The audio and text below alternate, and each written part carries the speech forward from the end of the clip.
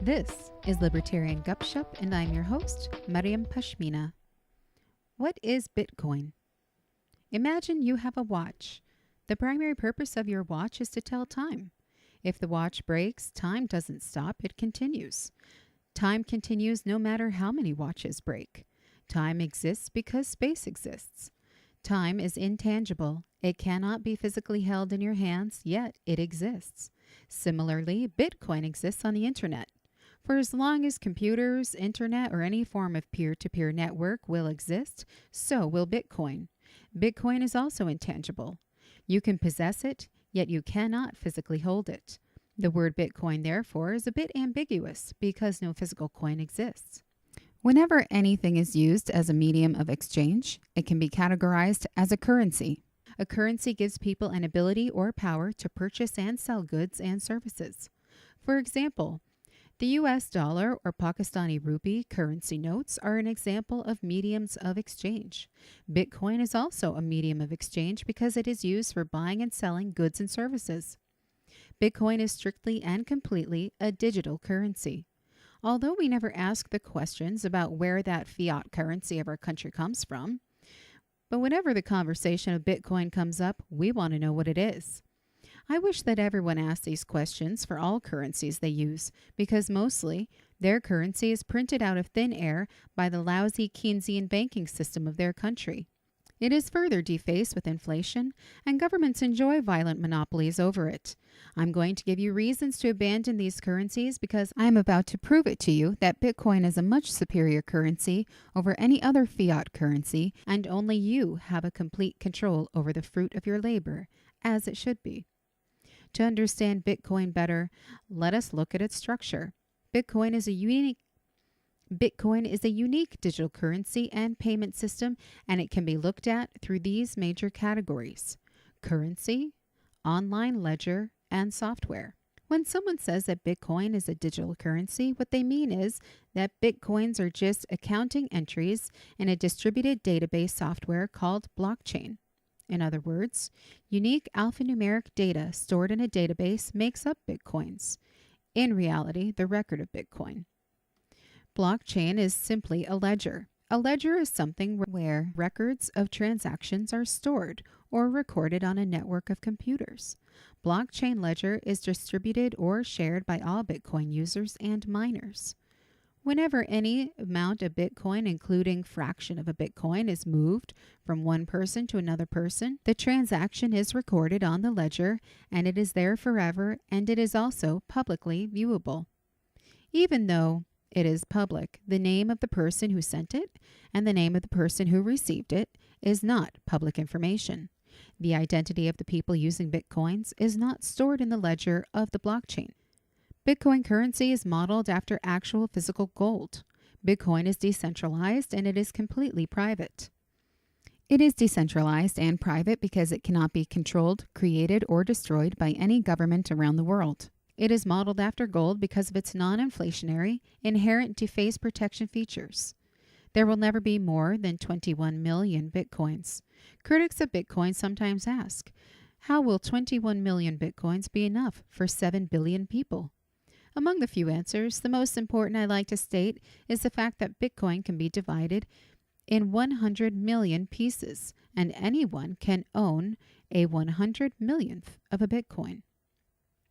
As the demand and use for Bitcoin will increase, so will the purchasing power and value of Bitcoin compared to other currencies. To clarify, Bitcoin is not a company or a factory that produces currency. It is a digitally distributed technology. For anyone, including governments, to try to destroy Bitcoin, they would have to shut down the entire internet. The record of how many Bitcoins you own is immediately stored in the software programs called Bitcoin digital wallets.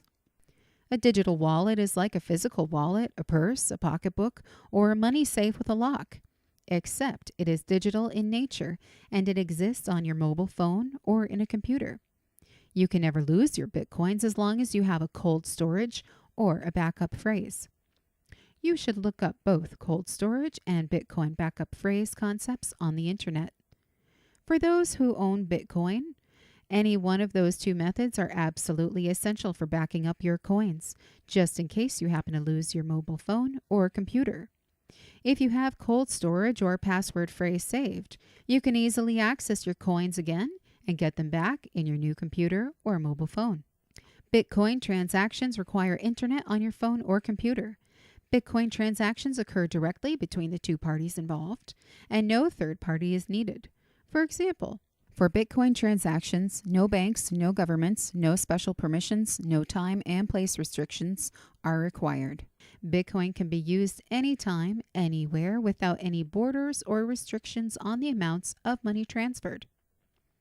Sending and receiving Bitcoins is as easy as sending SMS, MMS, picture messages, or email. One can buy and sell nearly anything using Bitcoins. Sending Bitcoins has very small transaction fees compared to credit card fees. These fees are essentially small awards shared with Bitcoin miners on blockchain. Miners are people with high-end computers and great computing powers on the blockchain network to facilitate ledger transactions and confirmations. These computers are very expensive and require a lot of electricity to operate. Bitcoin transactions are therefore nearly instant. This blockchain technology, which is the core behind Bitcoin and other cryptocurrencies, can also be used for global asset register. For example, a car key can be assigned to a specific person by recording it on a public ledger. Any business can take advantage of Bitcoin technology and instantly start accepting payments in Bitcoins for their products and services. Setting up for Bitcoin is easy and free, with services similar to AnyPay or BitPay. Bitcoin transactions are instant, and there are no bank processing delays. Businesses can save a lot of money in transaction fees as well as tax liabilities. How can one start with Bitcoin? You will need a free app or a free software program on your mobile phone or computer to get started. As previously mentioned, these programs or apps are called Bitcoin wallets. There are many apps and programs available for free download over the internet. Please do your own research, download and use a secure wallet from a trusted source. Read online reviews before downloading a wallet. Read the pros and cons and make an informed decision. The next step is to get Bitcoins. You can either purchase Bitcoins with fiat money, the currency of your choice, other digital cryptocurrencies, or you can mine Bitcoins. To get Bitcoins using a standard currency, such as US dollars or Pakistani rupees, there are 3 easy ways. 1. You can buy Bitcoins via online Bitcoin exchange, also known as Coinbase or Dubit or similar ones. It is advised that you should never leave your money on any exchange and transfer Bitcoins from the exchange to your wallets on your phone or computer immediately after purchase. Please keep your devices, phone or computer, password protected. 2. You can buy Bitcoins using currency via a Bitcoin ATM, the automatic teller cash machines, if any such device is available in your area. As of February 2019, it is unknown if any standard bank offers such service, and it is unlikely anytime soon. This method to acquire Bitcoins is the most recommended option for privacy and tax evasion, but the ATM fees are on average around 9%, plus or minus, which is high. This may be the cost you have to pay for anonymity. 3. You can get Bitcoins via the website www.purse.io. By becoming an earner and by facilitating people who wish to purchase goods on Amazon.com using Bitcoins. They tell you what they want to buy, you buy it for them using your currency such as the US dollar, and they pay you in Bitcoins. This method will cost you almost nothing to get Bitcoins, just a little time. This option is better than using an exchange. As of February 2019, I haven't heard if governments have tracked this service and its users. There are no guarantees for the future. Once you have Bitcoins, you can spend them anywhere Bitcoins are accepted for products and services. If someone doesn't directly accept Bitcoins, you may purchase gift cards with Bitcoins or Bitcoin-based credit cards offered by BitPay to make purchases around the world in any store and online.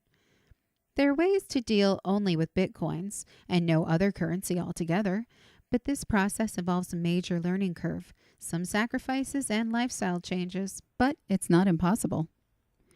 There are some known problems with Bitcoin, as you would often hear about them from the critics of Bitcoin.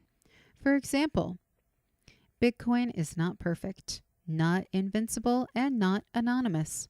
All these are allegations that are somewhat true. Because Bitcoin is still a new concept, its value is volatile. Historically, Bitcoin has seen many fluctuations. This is generally expected in Bitcoin communities.